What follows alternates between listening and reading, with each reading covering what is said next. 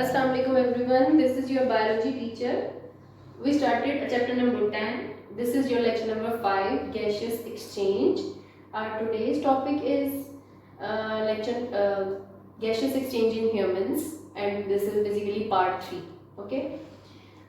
हम लोगों ने अपने प्रीवियस लेक्चर में डिस्कस किया था कि सब ऑर्गेनिजम्स को गैसेस के एक्सचेंज के लिए कोई ना कोई ऑर्गन या ऑर्गन सिस्टम चाहिए, ठीक है, स्पेशली एनिमल्स को। उस ऑर्गन सिस्टम को हमने कहा था कि अल्लाह ताला ने हमें गैसेस के एक्सचेंज के लिए एक प्रॉपर सिस्टम दिया हुआ है, और उस सिस्टम को हम कहते हैं रेस्पिरेटरी सिस्टम। रेस्पिरेटरी सिस्टम के 2 कंपोनेंट्स थे। फर्स्ट कंपोनेंट को हम डिटेल में डिस्कस कर चुके हैं, लास्ट 2 वीडियोस में हमने उसको डिस्कस किया था, जो कि क्या थे, एयर पैसेजवे को, ठीक, क्योंकि 2 कंपोनेंट्स थे, एयर पैसेजवे एंड लंग। तो हमने एयर पैसेजवे को बहुत डिटेल में डिस्कस किया, आप वो वीडियोस चेक कर सकते हैं। और टुडे हम जो है वो डिस्कस करेंगे लंग्स को, कि लंग्स क्या हैं, ठीक। तो all the alveoli of one side constitute a lung, ठीक, all the alveoli of one side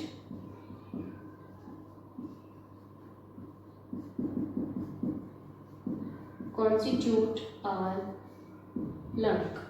okay, क्योंकि हमने अपनी प्रीवियस लेक्चर में डिस्कस किया था कि ट्रैकिया है, ट्रैकिया के बाद ब्रोंकाई है, ब्रोंकाई फर्दर डिवाइड होता है ब्रोंक्यूल्स में, और ब्रोंक्यूल्स फर्दर डिवाइड होते हैं तो बनाते हैं एल्व्यूलर डक्ट्स। वो एल्व्यूलर डक्ट्स के लास्ट पे क्लस्टर ऑफ पाउचेस होता है, उसको कहा जाता है एल्व्यूलाइज। तो लंग्स क्या है, एक साइड की जितनी भी एल्व्यूलाइज हैं उनको कहा जाता है लंग्स, ठीक है। This is your right lung and this is your left lung. Okay, अब हम इसकी बात करेंगे कि इनकी लोकेशन क्या है, लंग्स की लोकेशन क्या है।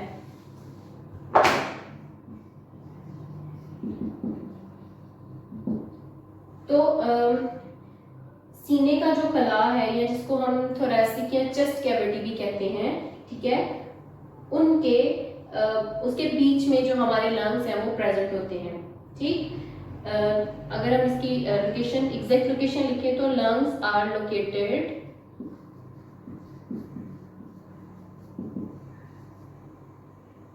इन between the या in the chest cavity। Chest cavity के अंदर जो हमारे लंग्स हैं वो लोकेट कर रहे होते हैं, ठीक। लंग्स होते क्या है कि जितनी भी एक साइड की एल्व्यूलाइज हैं वो बेसिकली हमारा लंग्स का पोर्शन होती है, ठीक। लोकेशन कहाँ पे होते हैं, ये हमारी चेस्ट कैविटी के अंदर के नीचे प्रेजेंट होते हैं, या जो जिसको हम सीने का खला भी कह सकते हैं, वहां पे ये प्रेजेंट होते हैं।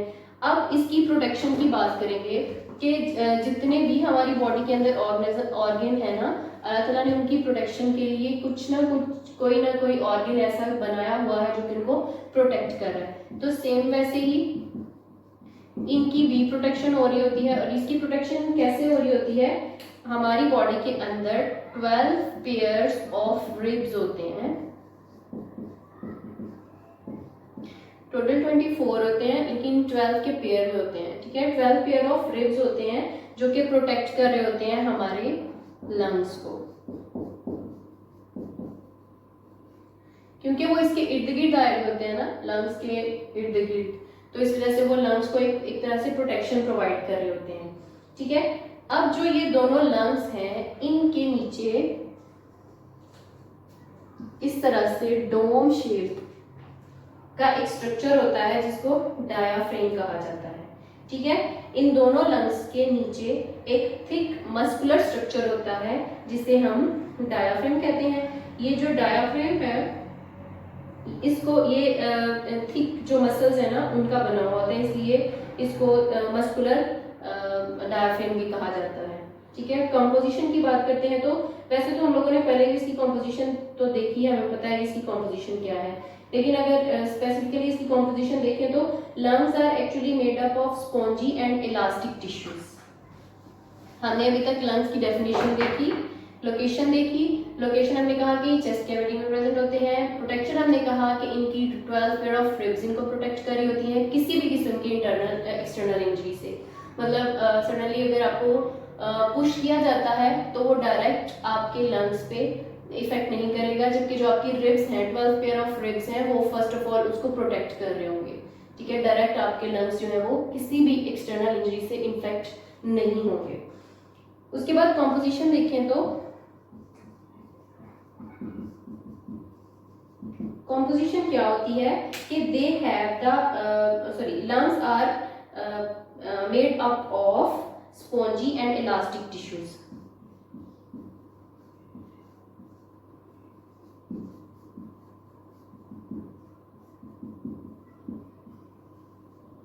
जो ये लंग्स हैं ये बने होते हैं स्पॉन्जी और इलास्टिक टिश्यूज के।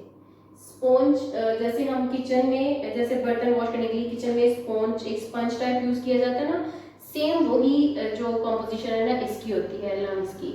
अगर इनको भी वैसे ही कंट्रैक्ट किया जाता है ना तो इसमें से क्योंकि एयर स्पेसेस होती हैं तो इसके अंदर एयर फिलअप हुई होती है। जब हम इसको स्पॉन्ज की तरह से कंट्रैक्ट करते हैं तो वो एयर स्पेसेस जो है इसके अंदर से हवा जो है वो निकल जाती है जब हम इसको प्रेस करते हैं तो।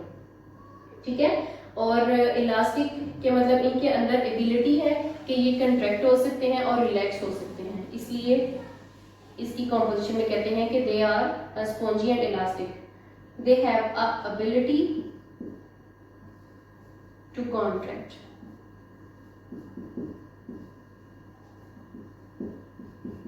ओके, अब रिब्स के स्ट्रक्चर की बात करते हैं। रिब्स के इर्द गिर्द कुछ मेम्ब्रेन्स प्रेजेंट होती हैं। ठीक है, जो अगर एक तरह से देखा जाए तो ये मेम्ब्रेन्स भी बेसिकली रिब्स को प्रोटेक्शन ही प्रोवाइड कर रही होती हैं। जैसे हम जब हार्ट का स्ट्रक्चर पढ़ रहे थे तो उसमें भी हमने पढ़ा था ना कि हार्ट के इर्द गिर्द भी कुछ मेम्ब्रेन्स होती हैं जो कि उसको प्रोटेक्शन प्रोवाइड कर रही होती हैं। सेम वैसे ही जो हमारे लंग्स हैं उनके इर्द गिर्द भी कुछ मेम्ब्रेन्स प्रेजेंट होती हैं जो कि इसको प्रोटेक्ट कर रही होती हैं। ठीक, तो क्या मेम्ब्रेन्स होती हैं कि जो ये लंग्स हैं इसके इर्द गिर्द 2 मेम्ब्रेन्स प्रेजेंट होती हैं, 1 and 2 एंड सेम ऐसे ही 1 and 2। ठीक है, इन मेम्ब्रेन्स को कहा जाता है प्लूरल मेम्ब्रेन्स।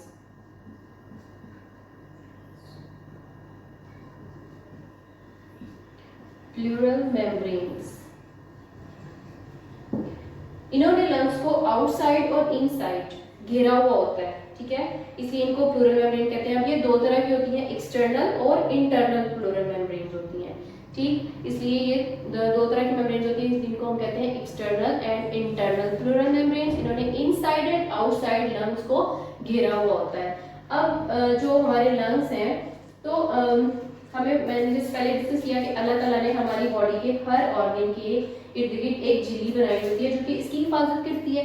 तो ये प्लूरल मेम्ब्रेन्स भी इसकी हिफाजत कर रही होती हैं। कैसे कि जो इंटरनल प्लूरल मेम्ब्रेन है उसके बाद आती है लंग्स मेम्ब्रेन और उसके बाद आती है एक्सटर्नल प्लूरल मेम्ब्रेन। इनके बीच में प्रेजेंट होता है कुछ प्लूरल फ्लूइड। ठीक है, ये जो प्लूरल फ्लूइड है हार्ट वाले फंक्शन की तरह ये भी फंक्शन परफॉर्म करेगा। ये जो फ्रिक्शन है लंग्स की वॉल की कि वो डायफ्रेम के साथ ना फ्रिक्शन खाएं या वो रिब्स के साथ ना खाएं, वो ये उस फ्रिक्शन को लेसन कर रही होती है, कम कर रही होती है। ठीक है, रिड्यूस कर रही होती है उस फ्रिक्शन को जो प्लूरल फ्लूइड है। ठीक है, ताकि जब ये क्योंकि जो मैंने जैसे कहा कि स्पॉन्ज और इलास्टिक होते हैं कंट्रैक्ट रिलैक्स कर रहे होते हैं, तो जब ये कंट्रैक्ट और रिलैक्स करेंगे तो जो ये प्लूरल फ्लूइड है ये इसकी कंट्रैक्शन एंड रिलैक्सेशन को इजी बनाएगा और जो हमारे लंग्स हैं वो फ्रीली कॉन्ट्रैक्ट और रिलैक्स कर सकेंगे। क्लियर?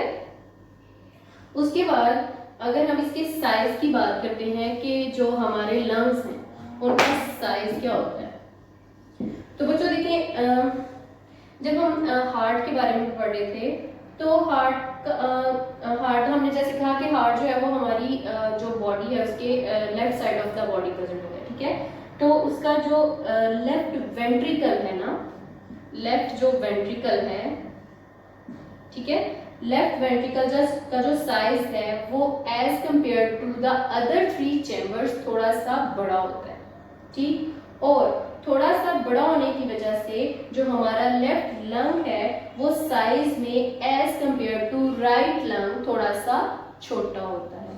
क्लियर? आई रिपीट कि हमारा जो हार्ट है उसका जो लेफ्ट वेंट्रिकल है वो थोड़ा सा बाहर की, जब हम उसको ड्रॉ करते हैं तो हम तब भी ऐसे करते हैं, तो जो उसका लेफ्ट वेंट्रिकल है वो साइज में थोड़ा सा बड़ा होता है, और हार्ट के लेफ्ट वेंट्रिकल के साइज में बड़ा होने की वजह से जो हमारा लेफ्ट लंग है वो साइज में as compare to right lung थोड़ा सा छोटा होता है।